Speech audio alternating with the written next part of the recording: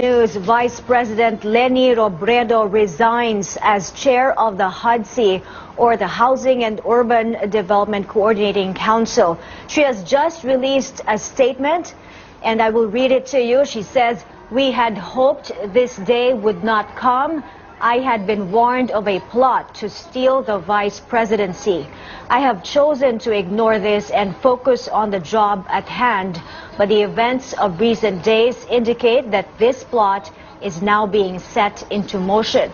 From the very beginning, the President and I had major differences in principles and values.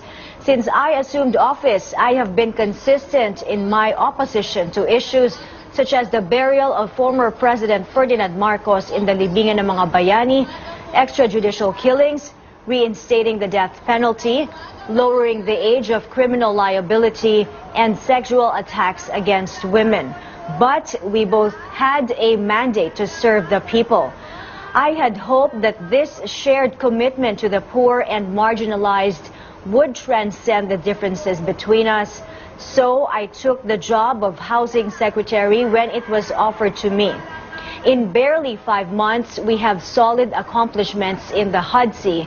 This despite the obstacles thrown our way, which are: 1, the budget for all key shelter agencies in 2017 has been slashed by more than 19 billion pesos.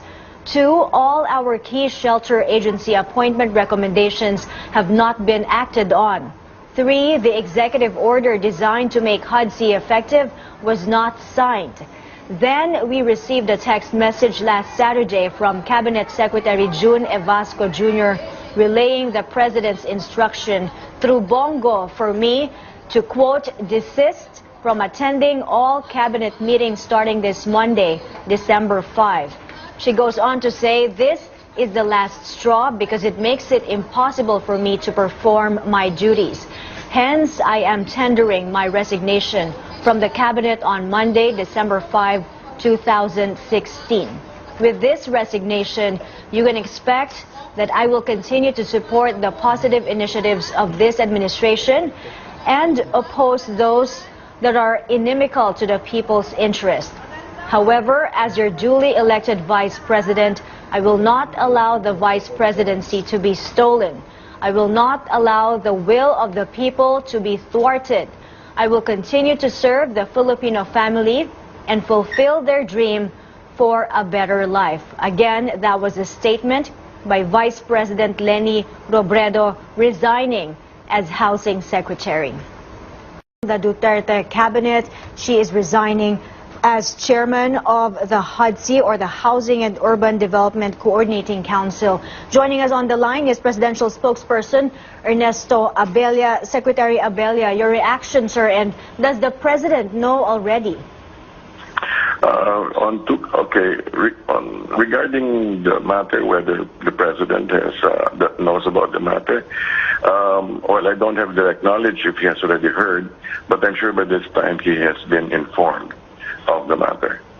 On the other hand, regarding our response to the public statements of Vice President Leni, we still do not have her formal letter of resignation. So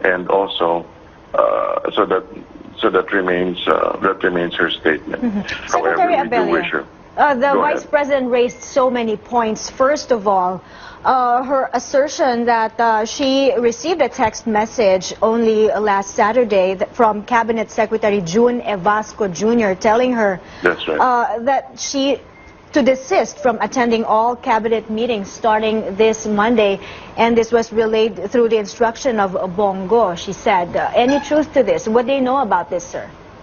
At this stage, those are the things that we're trying to confirm, but that is her statement, so we will accept it as such.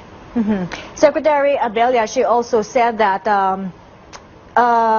in the HUDCC, despite the obstacles thrown their way, they had made solid accomplishments, but she did say that the budget has been slashed. The shelter recommendations were not acted upon, and the EO making HUDCC effective hasn't been signed. Okay. although I'm part of the cabinet, I'm not privy to the slashing or any of the details of the matter. However, I do know that she has made some good reports into the cabinet. But to your knowledge, Secretary Abella, is Vice President Robredo getting support as chairman of the HUDCC? Is she getting support from the president? As far as I know, it seems the relationship seems warm, and there seems to be good rapport in the cabinet meetings. Yes. The Vice President also said there is a plot, or she had been warned of a plot to steal the Vice Presidency, and recent events show that this plot is now being set into motion. Malacanang's reaction, Secretary? Regarding any plot we're not aware of, at least the office of this presidential spokesperson is not aware of any plot to steal the Vice Presidency. However, this is her impression, so we need to just listen to what she's saying. Secretary, you described, how is the relationship between Vice President Robredo and President Duterte? You described it earlier as, did you say warm? Yes, based on the cabinet meetings, yes. There seems to be a good back and forth, yes. Have they met several times already, or other than cabinet meetings, have they met separately? Have they met separately? I'm not sure if they have done that. But as far as I know, whenever they meet and there's a discussion, there is no tension. There doesn't seem to be any tension, except that there seems to be a healthy back and forth response. You said there's no tension, but clearly they disagree on several national issues, and the Vice President said she has been consistent in her opposition to these issues, such as the burial of former President Marcos at the libingan ng mga bayani, and the issue of extrajudicial killings, and also she mentioned the reinstating the death penalty, which she says she's been opposed to. Well, regarding differences, these are to be expected within the Rainbow Cabinet. In fact, there are cabinet secretaries who have said that, for example, Judith Aguilano has said that she doesn't quite agree with the burial. However, she continues to remain within the cabinet and to work with the administration of President Duterte. So differences like these are part of the democratic process. Secretary Abella, you said the instruction to Vice President Robredo not to attend cabinet meetings beginning tomorrow. You are going to look into this? We are verifying the statement. We are verifying. We are in the process of, and in a few minutes we will be coming out with some form of a statement, at least addressing the matter. Where do you go from here, sir? From which? I mean, personally or with the cabinet? Well, the cabinet. Then we'll have to take it step by step. Okay, thank you so much for your time. Thank you for talking to us. That was Presidential Spokesperson Ernesto Abella. Hindi na ako nagulat nung tinawagan niya ako kasi when I visited him in Malacanang, parang he already told me, I want you to be a part of my cabinet. Although ako kasi parang medyo naalangan ako doon kasi iniisip ko baka akalain ni Presidente yung dahilan ng aking pagbisita ay mag-a-apply ng trabaho. So ang sagot ko yata sa kanya, that's, Mr. President, that's not what I came here for po. Tapos inulit niya ulit, I want you to be a part of my cabinet. Tapos ang sabi ko, basta Mr. President, with or without a cabinet post, you have my full support.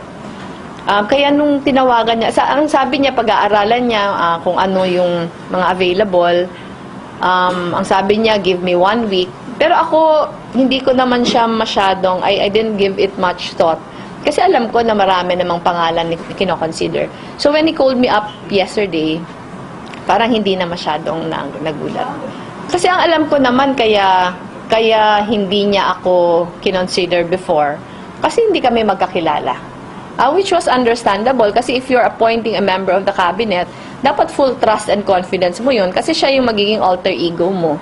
Siguro nung nakilala niya na ako, yun yung nag-pave the way kung bakit may change of heart. Yung sa akin naman kasi, hindi naman ako umuurong sa trabaho. Tingin ko yung posisyon na in-offer sa akin, isang platform para lalo ako mas makatulong.